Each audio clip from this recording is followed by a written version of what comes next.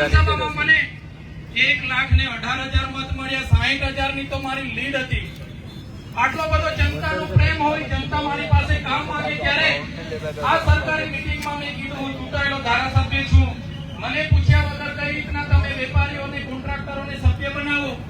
પણ આ ભાજપના નેતાઓ ત્યાં બેઠા બેઠા મને ફસાવાનું કાવતરું કરીને બેઠા હતા. પોલીસ મને ફસાવાની કાવતરું કરીને બેઠી હતી. તેનો મને અંદાજો નતો.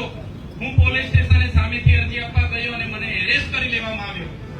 એક વિપક્ષના ધારાસભ્ય તરીકે સંવિધાને અમને સત્તા અને પાવર આપ્યા છે, છતાં આ લોકોએ મને 2 વાગે એરેસ્ટ કરી લીધો અને એફઆઈઆર રાતે એમણે 307 જેવી ગંભીર કલમો લગાડીને અહીંના આઈપીએસ અધિકારીના ઇશારે મને જેલ હવાલે કરવામાં આવ્યો. વડોદરા સેન્ટ્રલ જેલમાં 80 દિવસ જેટલો સમય મેં કાઢ્યો.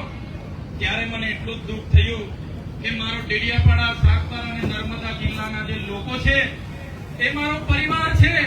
એ પરિવારના દુઃખના પ્રસંગોમાં હું હાજર નહીં રહી શક્યો. એ પરિવારના મેં સુખના પ્રસંગોમાં હાજર નહીં રહી શકું, એનું મને દુઃખ છે. પણ મિત્રો, આજે જ્યારે નામદાર હાઈકોર્ટે મને જામીન આપ્યા છે તો પૂરેપૂરો મને ન્યાય પ્રણાલિકા ઉપર ભરોસો છે. ભલે આજે મારા પર શરતો લાગુ પડી છે, પણ આવનારા દિવસોમાં નામદાર હાઈકોર્ટ હોય, નામદાર સુપ્રીમ કોર્ટ હોય, મારી સાથે ન્યાય કરશે. સાથીઓ, આ ભાજપના કેટલાક નેતાઓ, પોલીસના કેટલાક આઈપીએસ અધિકારીઓ વિપક્ષના અમારા જેવા ધારાસભ્યને દબાવવા માટે કોશિશ કરી રહ્યા છે, અમારો અવાજ દબાવવા માટે કોશિશ કરી રહ્યા છે. પણ આ ચૈતર વસાવા એકલા નથી. આ ચૈતર વસાવાનો એકલો અવાજ નથી. આ બંધારણે આપેલો અવાજ છે, સંવિધાને આપેલો અવાજ છે, અમારી જનતાનો અવાજ છે. તમારાથી ક્યારે દબાવવાનો નથી. પૂરી તાકાતથી અવાજ આવનારા દિવસોમાં જે મારી સાથે જે બન્યું છે સાથીઓ, જેલમાં બેસીને બસ મેં એક ચિંતા કરતો હતો, મારું મનોબળ નહીં તૂટી જવું જોઈએ. એ લોકો એમ કઈ પ્રકારે હેરાન કરીને પોતાના તરફ લઈ જવાની વાત કરે, હું ક્યારે મારા જનતાનો વિશ્વાસ અને ભરોસો નહીં તૂટવા દેમ. બસ આજે હું મારી પ્રકૃતિને, આજે હું મારા ઈષ્ટદેવને, મારા માતાજીને, મારા ભગવાનને હું પ્રાર્થના કરું છું. જે ગુજરાતના યુવાનોએ, જે ગુજરાતની મહિલાઓએ, ગુજરાતના વિદ્યાર્થીઓએ, ગુજરાતના કર્મચારીઓએ મારા પર વિશ્વાસ અને ભરોસો મૂક્યો છે, હે પ્રકૃતિ, હે ભગવાન, હે માતાજી, મને એટલી શક્તિ આપજો કે એ લોકોના ન્યાય હું કરી શકું. જ્યાં પણ મારા લોકો સાથે અન્યાય થશે, જ્યાં પણ મારા લોકો સાથે અન્યાય થશે, હે પ્રકૃતિ, મને એટલી શક્તિ આપજે કે અમારા લોકોના અન્યાય સામે લડવાની મને પૂરેપૂરી શક્તિ આપે. એ જ આજે હું પ્રાર્થના કરું છું. મારા આ કપરા સમય દરમિયાન મારા અને મારા પરિવાર સાથે આવનારા આમ આદમી પાર્ટીના માન્ય અરવિંદ કેજરીવાલજી, ભગવત માનજી, પ્રદેશ પ્રમુખ અમારા ઈસુદાનજી, ગોપાલજી, મનોજજી, અમારા વિસ્તારના તમામ આગેવાનો, રાજકીય તમામ આગેવાનો સાથે કેટલાક સાથી, કોંગ્રેસ પક્ષના પણ કેટલાક સાથી આગેવાનોએ સહકાર આપ્યો. સામાજિક ધર્મગુરુઓએ, કેટલાક મોભી મંડળોએ બધાએ મારા પ્રત્યે જે પ્રેમ દાખવ્યો છે, લાગણી દાખવી છે. બધા જ પોલીસ અધિકારીઓ સરકાર અને ભાજપના એજન્ટ નથી હોતા. કેટલાક પોલીસ અધિકારીઓ પોતાની પ્રતિષ્ઠા, ઈમાનદારી, સુરક્ષા, સલામતીનું પણ કામ કરે છે. એવા લોકોએ પણ આમાં મને સહકાર આપ્યો છે. જે પણ આ કપરા સમયમાં મને સહકાર આપ્યો છે, એ તમામ લોકોનો હું આભાર માનીને મારી વાણીને વિરામ આપું છું. બધાનો ખૂબ ખૂબ આભાર. આજના પ્રસંગે હું થોડો ઘણો વ્યથિત હતો. બહાર આવીને જોયું કે તમારો પ્રેમ, તમારો સહકાર જે મને મળ્યો છે, એ સહકાર હું ક્યારે ભૂલી ન શકું, કે ક્યારે તમને એ કરી ન શકું. પણ જે પણ આજે તમે મને આવકારવા આવ્યા છો એ બદલ સૌનો આભાર માનું છું. હું તો એક નાનો માણસ છું, નાના પરિવારમાંથી આવું છું.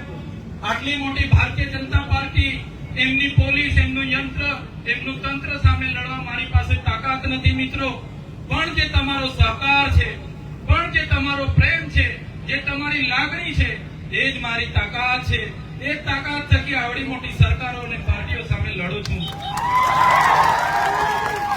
ત્યારે આવનારા દિવસોમાં અહીંના જે પણ ગ્રાન્ટોને સગે વગે કરનારા અધિકારીઓ હોય, અમારા લોકોને રંજાડનારા કેટલાક પોલીસ અધિકારીઓ હોય, કે કેટલાક ભાજપના નેતાઓ 2 નંબરિયા ધંધા કરતા હોય, એમને પણ કહેવા માંગુ છું, આ ચૈતર વસાવાનો અવાજ હજુ પણ મજબૂતાઈથી તમારી સામે ઉઠવાનો છે. તમે તૈયાર છો?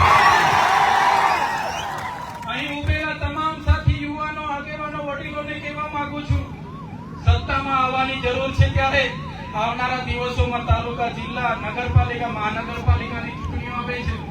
ગુજરાતના તમામ વિસ્તારના યુવાનોને આહવાન કરું છું, આવો બધા સાથે મળીને ગુજરાતમાં પરિવર્તન તરફ આગળ વધીએ. તમારા સાથ અને સહકારની જરૂર છે. આજે આ સમય આવી ગયો છે, આવો સમય ફરી કદી આવવાનો નથી. આવનારા દિવસોમાં બધા આવો. આજે ભરતી મેળો 9000 સીટો પર લડવા માટે જવાનો છે, એમાં ભરતી થાવ અને બધા લડોને જીતીને વહીવટમાં સત્તામાં આહવાન કરું છું. આજે ફરી એકવાર અહીંથી અમે પ્રદેશ પ્રમુખ સાહેબ સાથે અમે હરસિદ્ધિ માતાજીના મંદિરે દર્શન માટે જવાના છે. ત્યારે બધા જ આગેવાનો, માતા બહેનો જે પણ અહીં આવ્યા છે, પોતપોતાના ઘરે શાંતિથી પહોંચી જજો.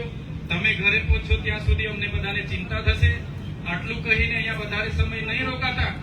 જાહેર માર્ગ હોય, ટ્રાફિકની સમસ્યા અડચણરૂપ ના બને એ પ્રકારે બધા અહીંથી પોતપોતાના ઘરે પહોંચી જજો.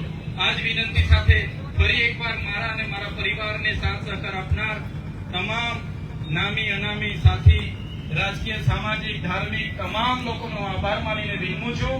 અને આજે મને જામીન આપ્યા છે એ બદલ ન્યાય પ્રણાલિકા ઉપર મને પૂરો ભરોસો છે કે આવનારા દિવસોમાં પણ મારી સાથે ન્યાય થશે. સત્યને ગમે તેટલું પરેશાન કરવામાં આવશે, પણ સત્ય પરાજિત નથી, પણ સત્યનો જ વિજય થવાનો છે. ધન્યવાદ.